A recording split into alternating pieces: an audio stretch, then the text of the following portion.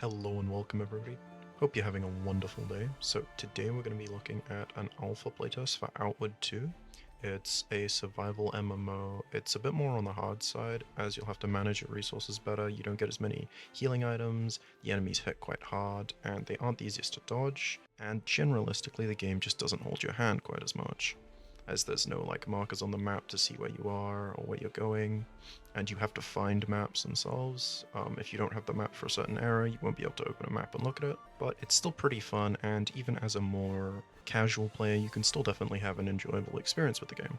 Now, really quickly, if you are at all interested in Outward 2 in any capacity, I'll have linked the Discord and Steam links in the description below, so you can go and check out the game, see any news about future playtests or the release of the game, perhaps. And maybe add it to your wishlist on Steam so you can track it. Now, without any further ado, let's get straight into it. Alright, so here we are on the menu. I'm going to start a new game. I'm going to click solo, not split screen. So they have two game modes. Currently only normal is available. Hardcore is like permadeath. You die, you lose your character.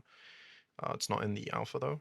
There's 3 starting locations. Again, only one of which is available in the current alpha because they haven't finished them yet. These do actually include stat minuses and pluses, so like, -1 intelligence, +1 strength, so it's a little bit customizable. It doesn't matter too much, though, obviously, +1 and -1 doesn't really change a whole lot. So we're going to select Habu, +1 agi, -1 strength, because obviously we don't have any other option.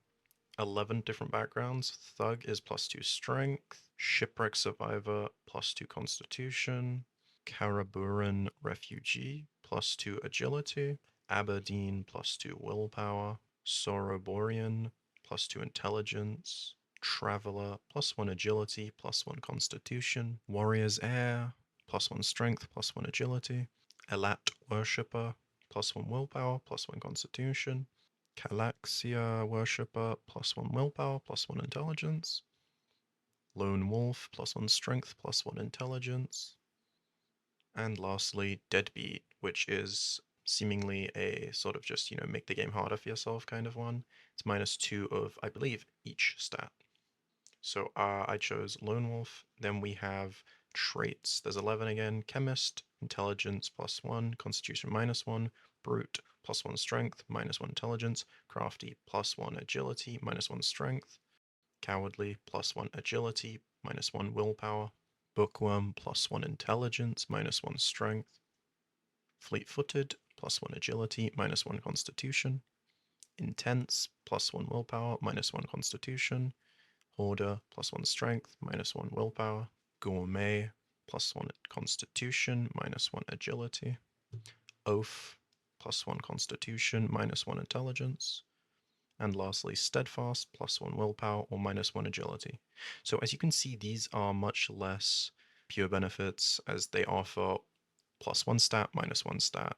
Unlike the previous backstory thing, you do lose something, so you've got to sort of choose this one a bit more carefully. And you get a second trait. Again, they're obviously all the same. So I chose Hoarder for my first trait, and for my second trait, I chose Crafty. So here's a little summary. I believe it just sort of sews together the different things you selected to make a little story for you. You can pause to read any of these things if you want. I've paused on them a little bit just to give you a bit of time to read them, but I am gonna just not include 30 seconds of time for each sentence. So if you want to pause to read it, then go ahead. Here are all of my gameplay modifiers overall. And next we move on to the appearance.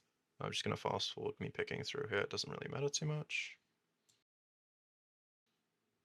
Alright, so here we are in game. There was a cutscene, but I cut that out because I don't want to bore you with it, and if you are interested, you can play the game and see it for yourself.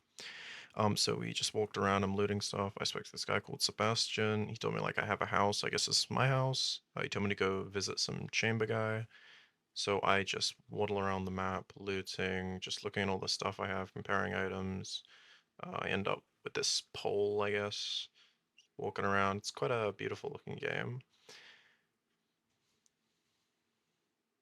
Talking to some merchants. Usually when I play these kind of games, I just like to exhaust all of the dialogue options so I don't miss anything. So I ended up finding this really weird duplication glitch where I was able to keep spamming it and it would just give me infinite money.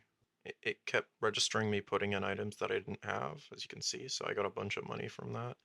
Normally, if this was a normal playthrough of the game, I wouldn't have actually done it, but since this was just an alpha playtest, I just did it to make it easier and more fun, so I could buy things that I usually wouldn't be able to.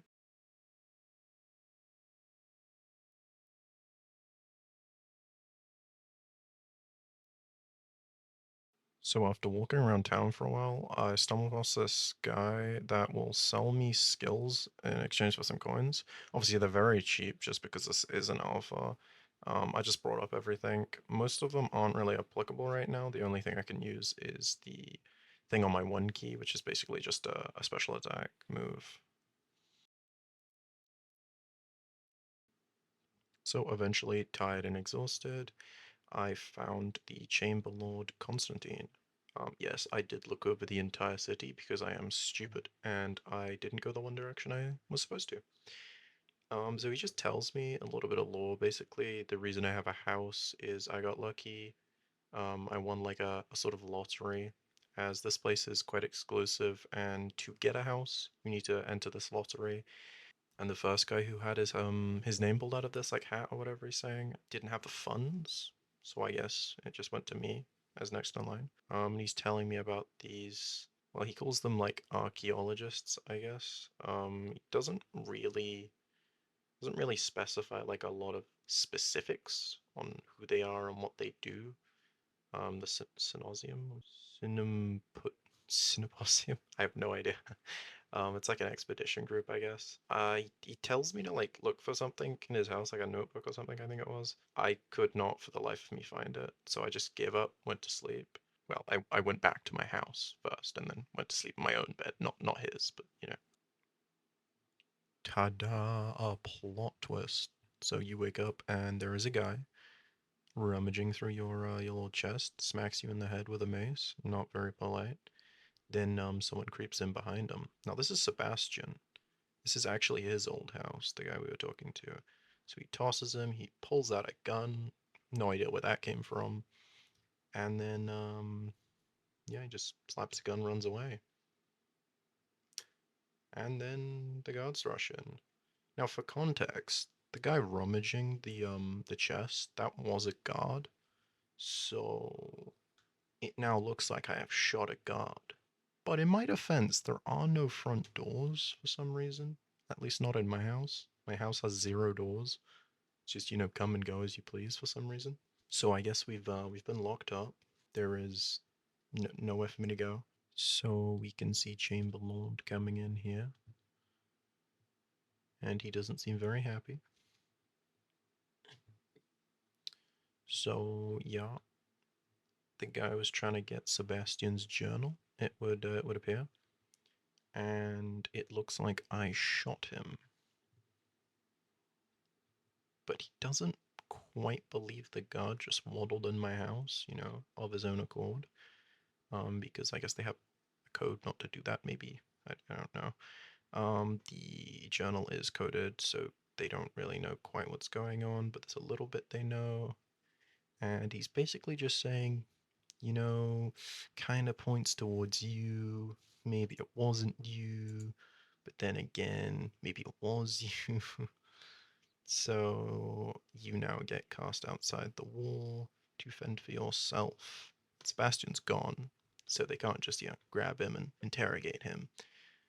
So basically, the story is just going to be that you have to go get Sebastian and prove your innocence. So he lets us out of the cell. I've got my bag, everything was in my pockets. I'm just exploring this little area before I leave for the outer, area. There's a little thing to mine, some metal, just sorting everything out. Gonna make sure I'm not overburdened. And straight into the wilderness we go. There's the loading screens, here we are. So there is a little troglodyte in front of me, just throwing me straight into the combat. Be honest, I did not realize there was a lock-on button just yet. Knew there was one from the first game, but I hadn't figured out which button it was. So I was just waddling around trying to figure that out. and failing miserably, as you can see. I do end up taking it out without taking too much damage, but still took a considerable amount of damage because your health isn't quite the same as other RPGs. You don't just have like, half a dozen health potions on you at any time. Although you can get health potions, they are much rarer and more expensive.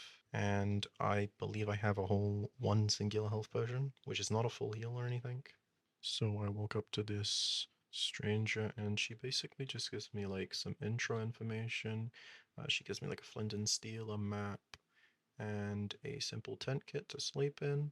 She points me in the direction of the ley line, which is where you gain magical ability. The magic system's not quite the same as other games. In Outward, you have to find a ley line and then sacrifice your health and stamina for mana. So I attempt my darnest to try and locate like a landmark or basically just figure out where it is exactly that I am. Um, yeah, I don't know, I might just be stupid. Who knows? I end up not figuring it out and just going along with it. And here we have in a little encampment, just trying to figure out, can I get past this? I now remember the game doesn't have a jump button. Yeah, I head down here. It looks all nice and safe and cozy, right? Trying to loot the place, but there doesn't appear to be much loot. I'm getting distracted by a random arrow. Don't think that's intentionally there. I think that's just a little bit of rough around the edges. There is a man here. He's in fact not friendly. I put my weapon away and sprint my ass off. Get stuck in a hole. Turn around. Continue to be stuck.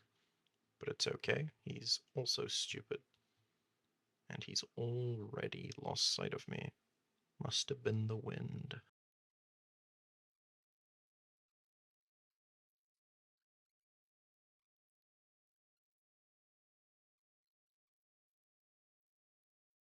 So as I'm walking up here, I spot like a little figure, and my entire thought process for like 20 seconds was, is that a man? And the answer is yes. And again, I foolishly thought it would be friendly. It was not. So, enjoy the way too long fight of me going back and forth.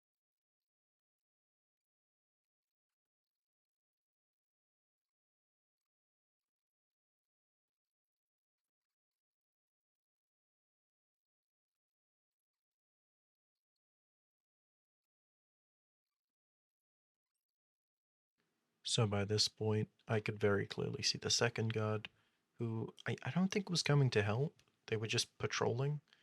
Um, and I found this little creature that also wanted to kill me. However, me and my massive brain, my absolutely insane intellect, I thought, well, surely one of them will hit each other. And they did. So I sit here and wait for them to kill each other in true warrior fashion.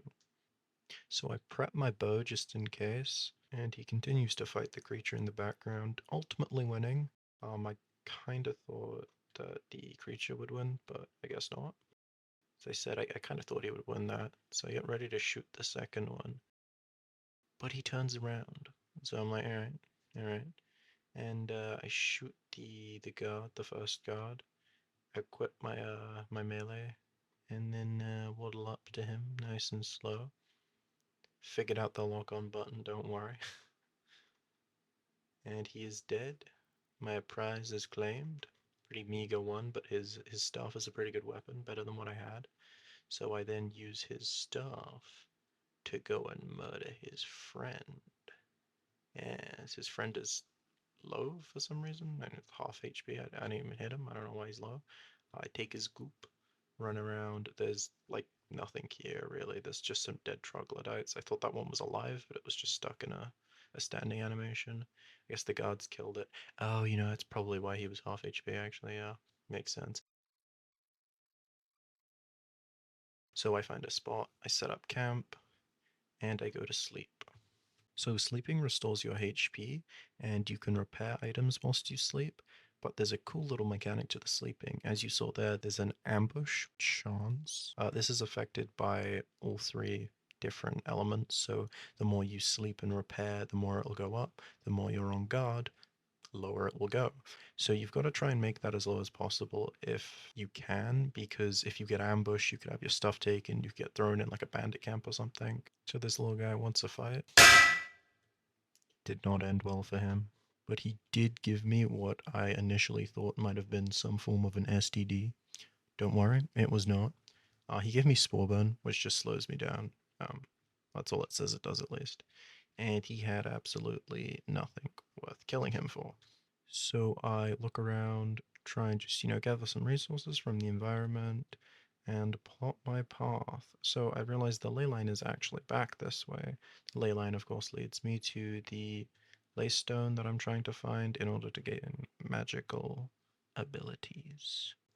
Like mana, access to spells and all that. So I get jump scared by a bug, and I attempt to waddle away, but this strange little building soaked in blood had a trap right there. So this little git sat there waiting for someone to waddle past. But I see an opportunity here. I see the big old bug. I see him, and I'm thinking, how can I get them to kill each other? Um, so that's what I do. Waddle over back here. Careful not to step in there in case the trap activates again. I get distracted by a piece of candy. Num num num. And then it's just sort of a game of trying to wiggle them into each other. Because, well, obviously they seem all buddy-buddy until one of them smacks the other one. Like that. Now, again, I was cheering for the bug, as last time, and I mean, this one is quite a large bug, right? Fought it earlier and it wasn't too bad, but like he doesn't look that strong. So I was kind of hoping, he's gonna surely die to the bug, right? Yeah, no, the bug dies again, unfortunately. Psych, the bug won. Very, very good, yes. You might notice that I am very low, so I'm just trying my best not to get hit, and yeah, I fell into the hole. So I'm like searching for a way to get out, trying to find like an unstuck button. There's no jump, I can't do anything there. Um, if you have really good eyes, you might have noticed there is actually an unstuck button. I just didn't see it because I'm stupid. So I shoot it with my bow and arrow, and it explodes, giving me spore burn, killing me. So new mechanic to show. There is a mechanic where when you die, there are different options of things that can happen to you. So I got saved by Gep, the mysterious Gep. I don't know who Gep is, but thank you very much, Gep. He just saves you, your full HP and everything, no status effects, and he gives you a little Gep's drink that quote unquote restores a little bit of everything. I haven't ever drunk one, so I'm not actually sure what exactly it does. So I don't actually know where I am right now entirely. I eventually do see the ley line and figure out that I'm not too far away from where I actually was initially, so I just go to run back there. But first I set up camp and sleep the night away because it is dark and scary.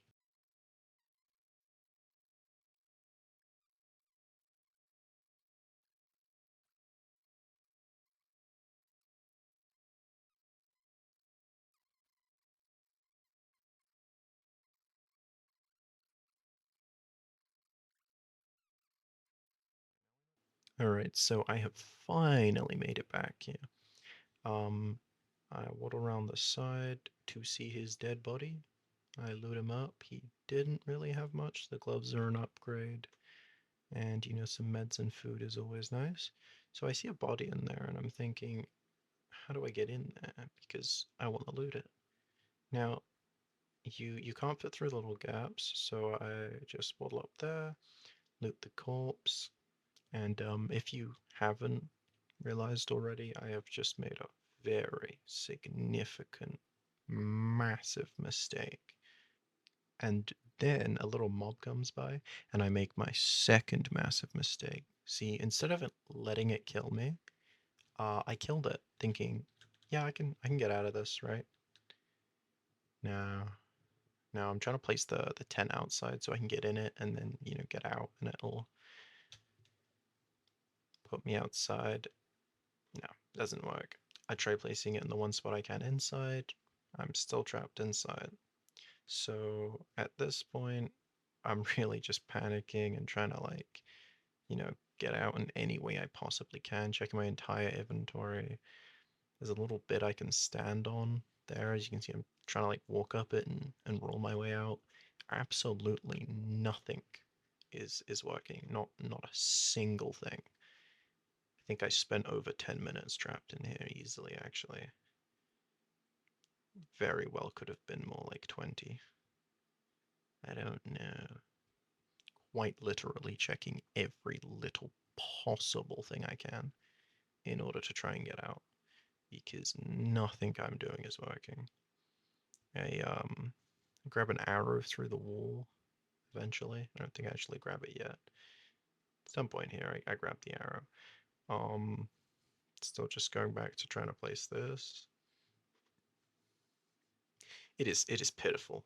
I just want to include this just so you can see like how bad this actually was. Like it's bad. And I mean, don't get me wrong, it's entirely my fault. I completely missed the unstuck button. So this is just kind of what happens.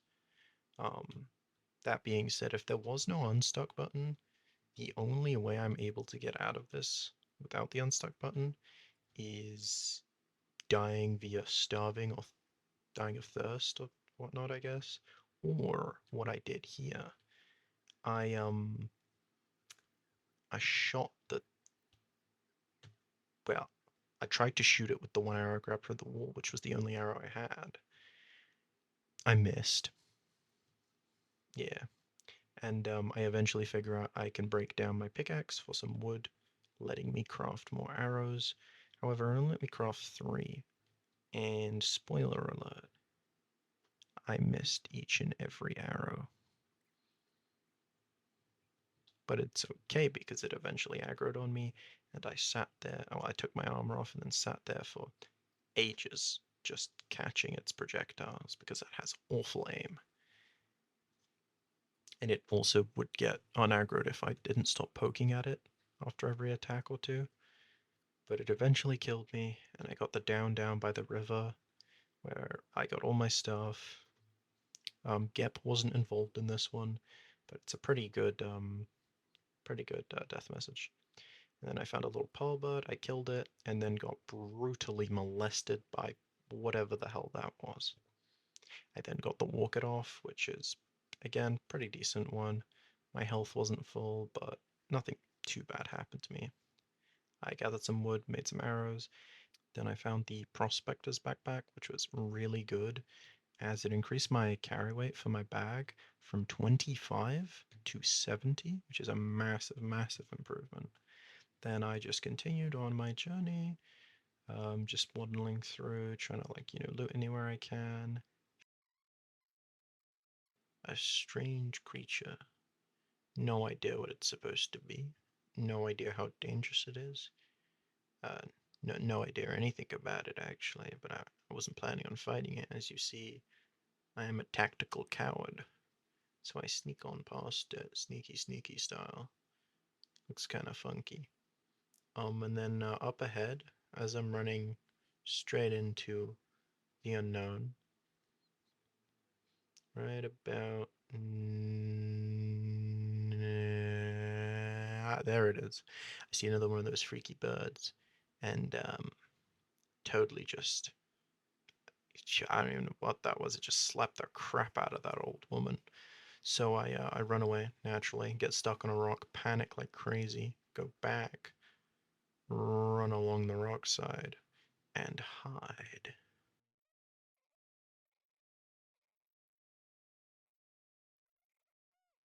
So I'm gonna be honest, I saw its health bar, and I was like, it bleeds. It can be killed. But then thought, mm, my own health bar's not exactly full. And it would really suck if I died here, and I only have 15 arrows, so I couldn't snipe it and run away. So I decided, no. But I got some wiggle pods, so that's pretty cool. No idea what those are. But anyways, I do the only logical thing and I run over to the poor old woman who was slashed to loot her and steal her goop. But first, I must steal the rest of her goop from her random miscellaneous containers. And here's her wrought dagger, which strangely enough is pretty good. So I end up actually swapping over to that, and it would appear she's an exile, just like me, but poor. You know, I'm not that poor. She was pretty poor, so it's kind of disappointing.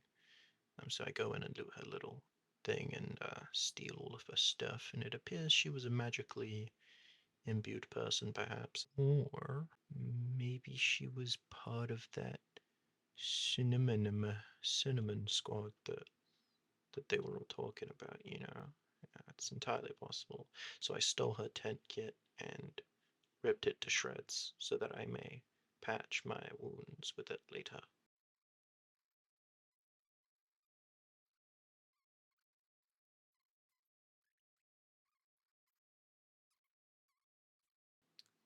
This segment's kind of embarrassing, as apparently, according to some stuff I saw from someone else, these guys aren't even hostile.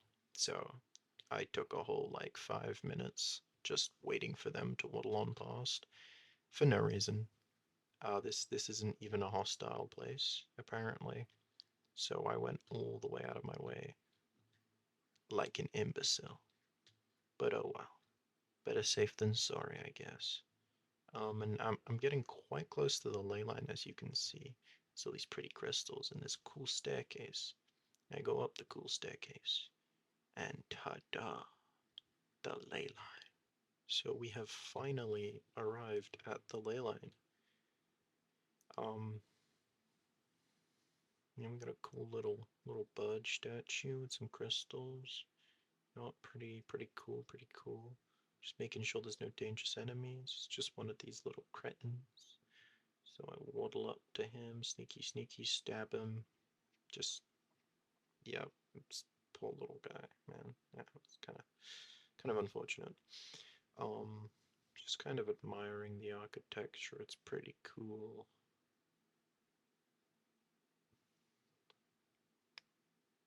Oh, and here I was looking at the things I brought from the dancing arts of danger. Something it's something like dancing related.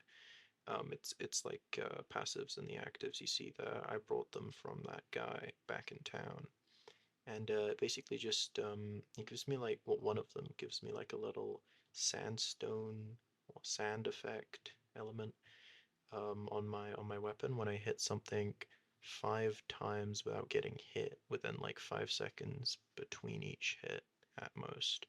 As you see there, it just causes like a little explosion. That's actually from a different thing that makes an explosion on every third hit based on the element of the imbued effect. So obviously like a little sandstony element. Now, anyone with eyes and a functioning frontal lobe will probably realize that there was a ramp right there that I just didn't go up, right? So, um, I got lost and stuck here for ages trying to figure out how to progress. I then caved and looked at the Discord where some very kind people had explained. Yeah, I'm just kidding. I wouldn't impose on people like that. I didn't actually send any messages. I just read through some like previous posts and whatnot, and you definitely go somewhere. Yeah, they didn't specify exactly how. So after a bunch and failed attempts to try and get over this rubble, I eventually went back and found it and felt like an absolute imbecile. I also managed to figure out that there's a pause button right in front of me.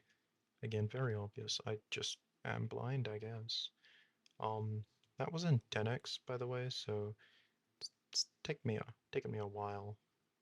This is in 10x speed. And it's okay, because I eventually went back gear and, like I said, just sort of randomly, magically realized that there was a ramp there. And happiness. So I found a little cretin down below, just making sure there's no other enemies. And then I poked the cretin several times. Is it bad at there wasn't much exciting going on here. I just got hit way more than I should have and got jump scared by the pull on that. And then ta-da! It has been slain. Did actually give me a little bit of a jump, but I tried to go up the door and nothing happened. And then boom, it opened on its own. I did salvage my pickaxe earlier, as I did say, so I couldn't mine any of the mana stone veins, unfortunately. And then there were these random people here, so I was kind of confused, like, who are these people? And I talked to them. They honestly seemed a bit kind of like cultists, but they explained that they kind of like guard the crystal, and you know, I can go touch the crystal if I want to and become magical. And the first watcher did actually know about Sebastian, however, not for a while. And then this Seer of Light and Shadow had a couple skills, and I was debating on which to grab. And again, I realized I have money, I might as well buy them all, so that's exactly what I did. Actually, I didn't. I brought most of them. And then I waddled up to the crystal, touched it, and I sacrificed some of my health and stamina to obtain some mana. And I gained Sigil of Fire and Spark. Now I'm gonna cut this to where I've got everything sorted out and show you some cool stuff. Alright, so I brought some stuff from the merchant, and I was able to craft this Firestone, which I can use my Fire Sigil, consumes the Firestone, and it turns my Spark from a close range little spark attack into a Fireball. The second ability I'm using is the Lantern Fire. That's the Fireball from the Spark. And the Lantern I just brought from the merchant as well. The actual fire skill was from the merchant that's in this building. And as you saw, I just cast a normal spark whilst being outside of the circle, and it didn't do the whole fireball thing. But when I'm back in the circle, it does the fireball thing. Pretty cool. I haven't found any other use for the circle thus far. Alright, so after a bit more of messing around, I figured out I can use the rune Des that I found earlier, or one of these I found earlier in the town from the merchant that was selling them. And the other one I got from this merchant, I believe. So I put Des and Foul together, and it'll make a little blue orb. It's just called Runic Lantern. I'm not sure what it does. It probably just provides some light. And another cool thing is I can use something to give me the cool effect. And then one of the abilities I brought from the guy back in the town will apply that to my weapon as an elemental imbue, and then I can amp it up to an even stronger version that doesn't last very long with another one of the things I got from the guy in town. So I have this cool little frost effect on my dagger.